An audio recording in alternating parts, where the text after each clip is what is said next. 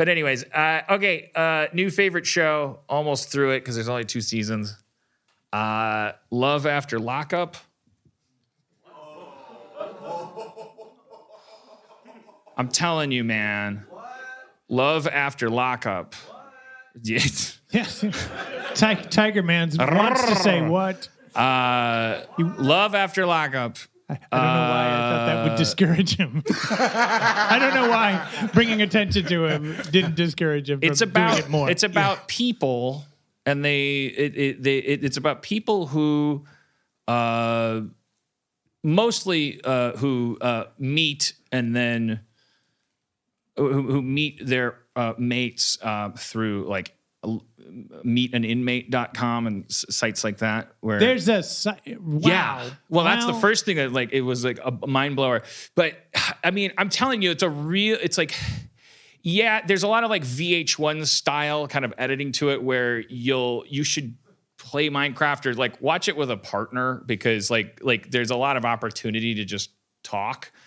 And because every time someone says, well, Damon, I'm starting to have doubts about whether he's playing it this way because of what happened at the airport. And you know, as soon as they reference anything, it's going to immediately cut to a scene you already saw at the airport real quick. But if you can get over that, which if you can, it's crazy. These stories, like you get through the first season, the second season is like 3 times crazier. I've never Jamarius didn't tell me that he had another family before he was locked up.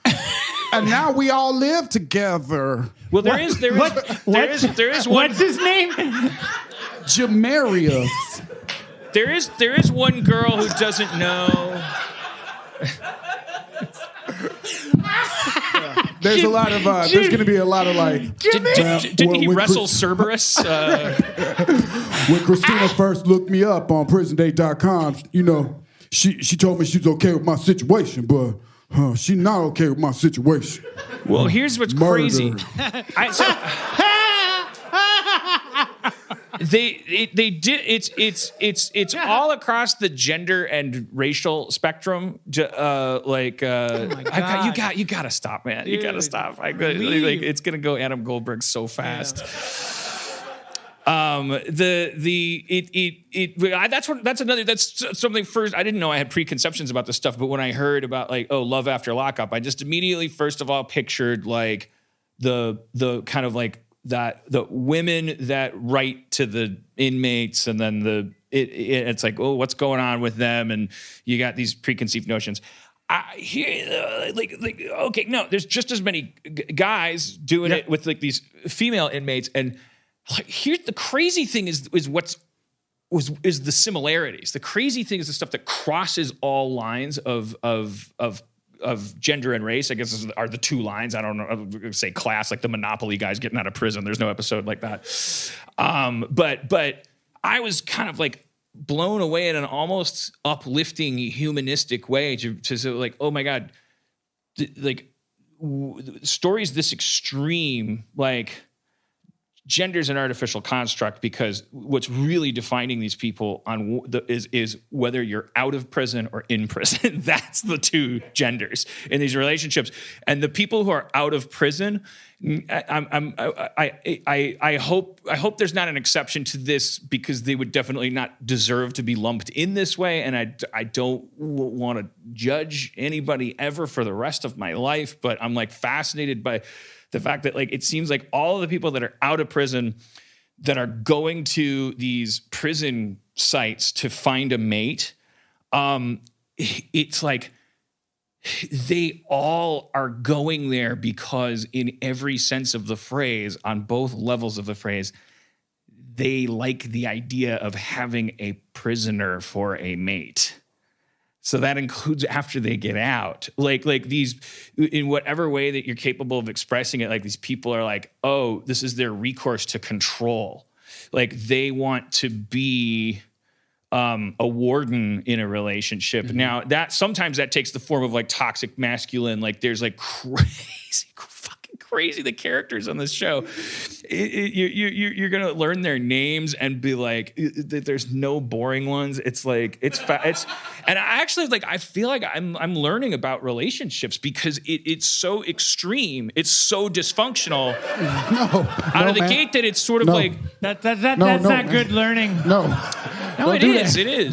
Don't use this guide, man. Don't use this as a guide, man. It is. I'm sure there's a metaphor that would suffice about it though, because it's like you're talking about. It's if you going down to the shore and watching where ocean pounds into a rock so that you can build better pneumatic pipes and things. So like where you're like, I want to understand the dangerous forces that are at play when two people that don't want to be alone got their hooks in each other in various ways. And it's like because in more healthy relationships than I went to a prison site and started writing this person, relationships with more healthy starts to that, the undercurrent of materialism, this idea of like, well, this person just needs to eat. They just got out of the joint. Like they're trapped in this relationship, or they're taking advantage of someone, usually exactly both, in this crazy ants mating, colliding in the air and tumbling as they fuck to the earth, where like both needs being filled, both killing each other. It's like, I need control over a human being. I have and the other person is like, I need a sandwich. And it's just like, poof. It is truly intense, man. I can't recommend it enough. There's a million reality shows. I'll recommend one more just to show that it's not like, oh, Dan, you watch a reality show and you're like not desensitized to them, so your old man thinks reality shows are interesting. No, I don't. But it's this kind of real quick. It's this Conover point that you had when he asked last week about is it real life and real life, does it adapt to script? And I think there's something interesting about what you point out is the very rawness of the lack of storyline. These are just real characters that are super dynamic. Yeah, and you're also like pulling these characters out of it because it's like it goes through these shades of like you can so easily go, oh, he's the mark, he's the trick, she's a sociopath. Like it's the same way that like on any sidewalk or shopping mall where you people watching and it's not like the human mind has a question mark in place of an opinion about a stranger, until they get more data. It's like, we know exactly who's racist. We're like that mailman's racist. You'll find out later if you're right. But so you watch these stories and it's like, you go like, oh, I feel bad for him. Because like the guy, the way he's talking about it is like, well, I've known Sasha for 9 months. I mean, I've never seen her in person, but I've been sending her money and all this stuff. And you're like, okay, my pity's going over there. And then I'm making one up. I don't want to spoil it really any of the real ones, but it's like, and then she gets out and you're like, this poor guy.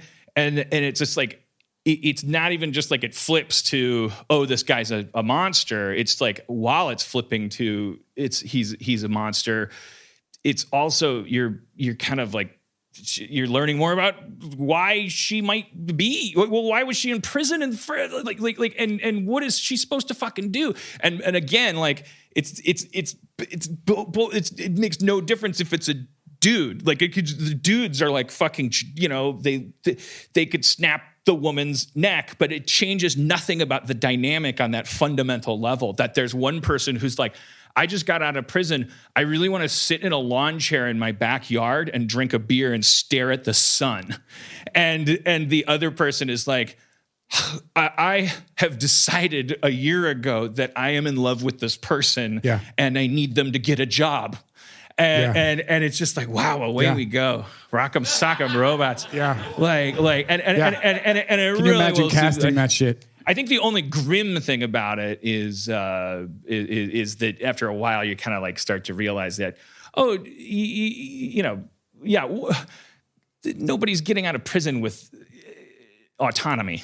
Like it's just sort of like that starts to feel like the bull at a bullfight coming out, and they're like, what's that dart in his back? Well, that's like right blend of chemicals that they use to handicap this animal's natural strength over the humans that have the swords. So like it's like, well, everyone's coming out of prison completely addicted to being told what to do and also having some kind of oppositional defiant like impulse in them. They're probably addicted to some chemical that they were either being supplied in prison or it certainly did not get like adequate treatment for their addiction to, and a slew of other crazy like personality dysfunctions that it's just really fun to watch. I mean I would stop talking about it, but I don't there's no. You got number 2.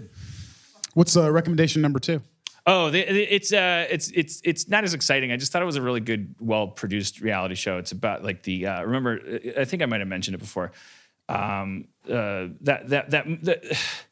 It's the real life version of the movie Nightcrawler. Like it's the guys that I can't remember the name of the show now. It's the guys that go around L.A. and they shoot like news footage at like 3 a.m, like car accidents and like chases and whatever news.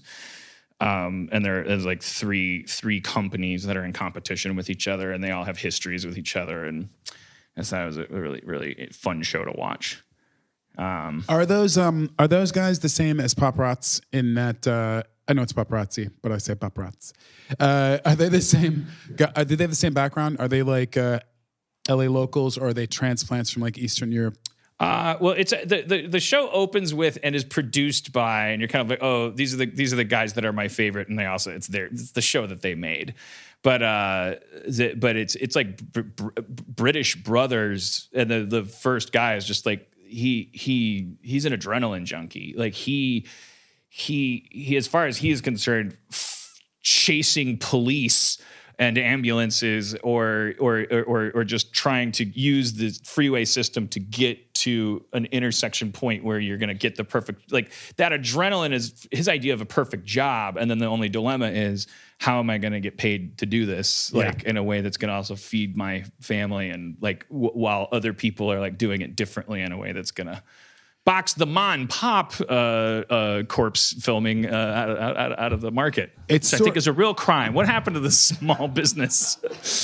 It's sort of like Cheaters.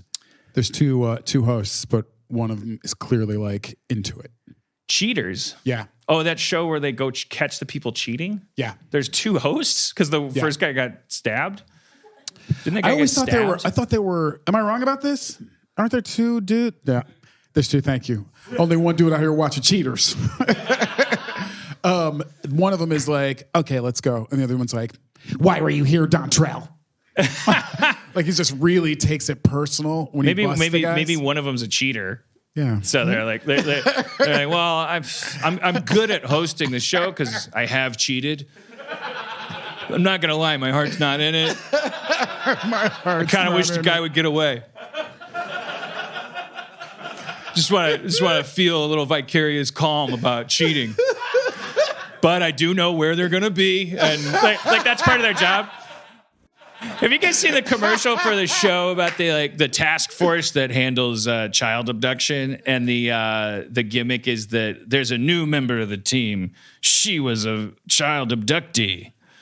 And they don't, and I was like, that's a little silly. And Cody's like, well, no, it's not. They do that on SVU. Like you can relate to the victims, the cop. No, I'm like, yeah, as a victim, like if you had a trauma like that's, but they play it in the commercial. Like she, like it's like her superpower. Like she's like, I was abducted once. Check that shed. They love sheds. You only knew one of them. You're not a Ghostbuster. You're not Men in Black.